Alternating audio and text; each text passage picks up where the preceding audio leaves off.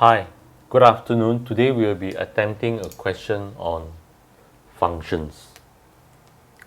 Now these are the three functions given in the question, and this is their respective domain.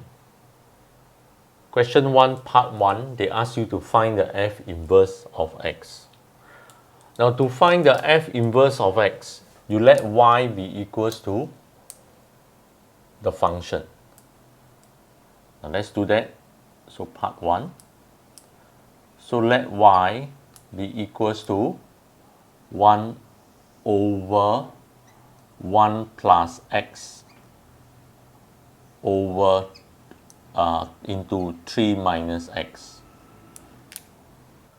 Then after that, you try to express x as a subject of the formula. So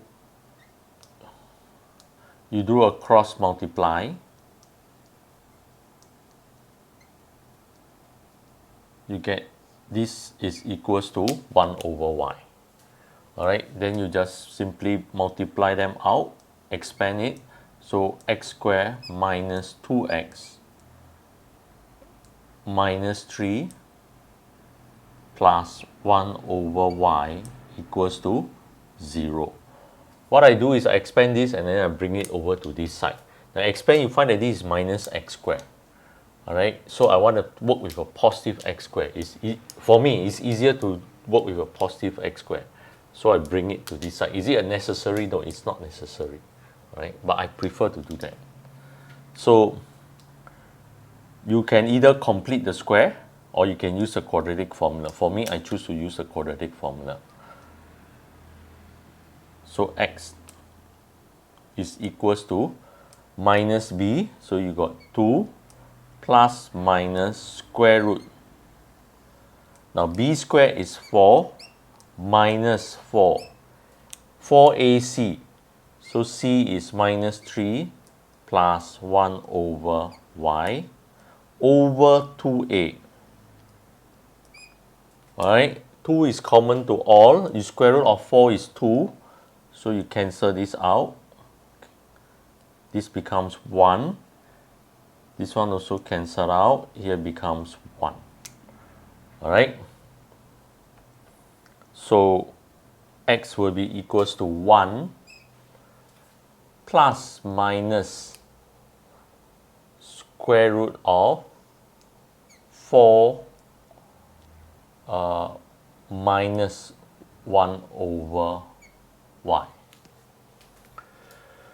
Now, so we reject the plus, all right? Maybe I just write it here. So f inverse of x, I reject the plus, so that will be equals to 1 minus square root of 4 minus 1 over x. Now, why do I reject the 4? Now, because the domain of f is less than 1. All right. Now, if you do not know why we reject the plus, I encourage you to watch my video on inverse function. I will try to put the URL link in the description below. Now let's move on to part 2. Now part 2, they are asking whether GH exists. Now, so for GH to exist,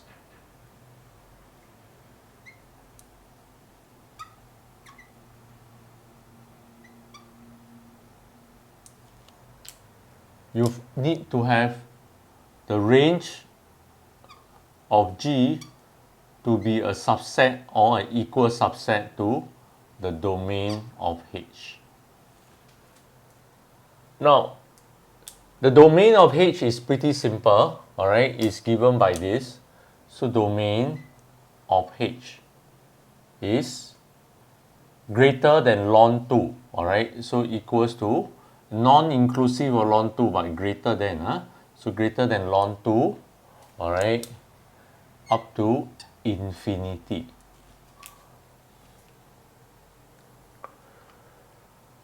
Now, next we need to find the range of G. Now, what is the range of G? All right, you can put that into the GC. Now, next we need to find the range of G.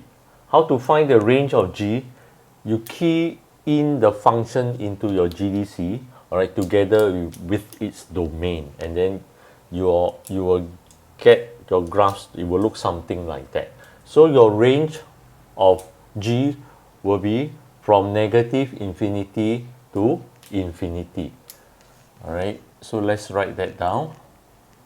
Range of G will be from negative infinity to infinity. Now let's draw that on the number line. All right, so for range of G, it will be, all right, from negative infinity to infinity. Now how about the domain of H? Domain of H is from ln 2 to infinity. So non-inclusive of ln 2 to infinity. All right, you find that range of G is a bigger set than the domain of H. So range of G is not a subset of domain of H. All right, so since the range of G is not a subset of domain of H, implies that H of G does not exist.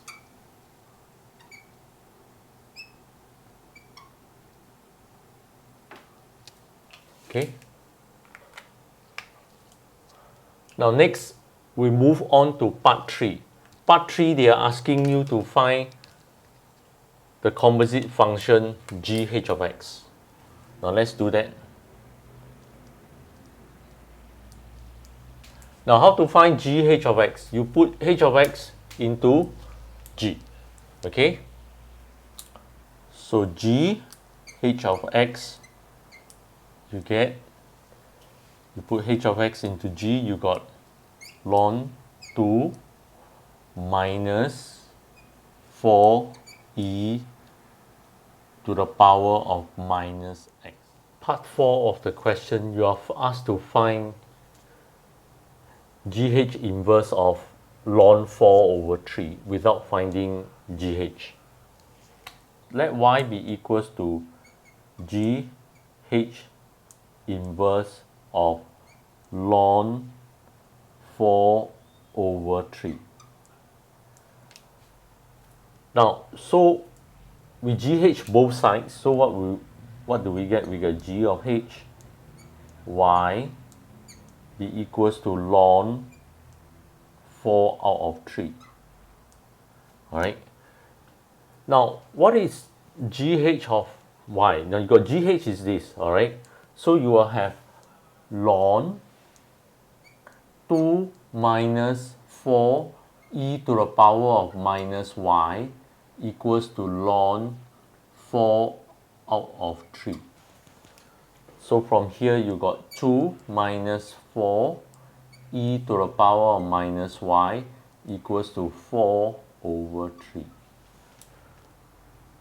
Now you bring this across and bring this across, so you got 2/3 here. 2/3 will be equals to 4 e to the power of minus y. All right, so you got e to the power of minus y as 1 over 6. All right, which means you have y as minus ln 1 over 6. So implies that y is equals to ln 6. All right, for that we come to the end of this question. Hi. In the next video, we will be working out this particular question.